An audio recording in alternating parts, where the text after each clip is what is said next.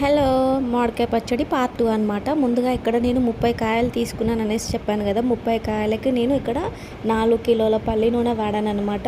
ఇక్కడ పచ్చళ్ళలోకి ఎప్పుడైనా మనం పల్లి నూనెనే వాడాలండి. పల్లి నూనె వాడితేనే చాలా బాగుంటుంది. అండ్ అలాగే 100 గ్రాముల జీలకర్ర, 100 గ్రాముల మెంతులు అండ్ 300 గ్రాముల ఆవాలు అనమాట. ఇప్పుడు ఈ ముక్కలకి మనం 300 గ్రాముల ఆవాలు ఎండకి ఎండబెట్టుకొని అది పిండిలాగా చేసుకొని ఈ ముక్కలకు బాగా పట్టియాలి. అండ్ అలాగే ఇక్కడ నేను 2 కిలోల కారం అనమాట. ఇది మేము మిరపకాయలు తీసుకొని కొట్టించిన కారం అనమాట, ప్యాకెట్ కారం కాదు. సో ఇక్కడ 2 కిలోల కారానికి మాకు ఉప్పు మాత్రం చాలా తక్కువ పడుతుందండి, ఎందుకంటే కారంలో ఆల్రెడీ ఉప్పు ఉంటుంది మాకు ఇక్కడ. సో ఇక్కడ ముక్కల కన్నా ఆవపిండి పట్టించిన తర్వాత ఆయిల్ని బాగా మరగబెట్టుకొని చల్లారబెట్టుకోవాలి. అందులోనే జీలకర్ర మెంతులు వేసుకోవాలన్నమాట. అండ్ ఇక్కడ ఇది 2 కిలోల కారంలో ఇక్కడ జీలకర్ర మెంతు పిండి కూడా వేసి కలుపుకోవాలి. అండ్ మిగతా ప్రాసెస్ నేను ఇంకొక పార్ట్లో చేసి చూపిస్తాను. మీరు అలాగే ప్లీజ్ సబ్స్క్రైబ్.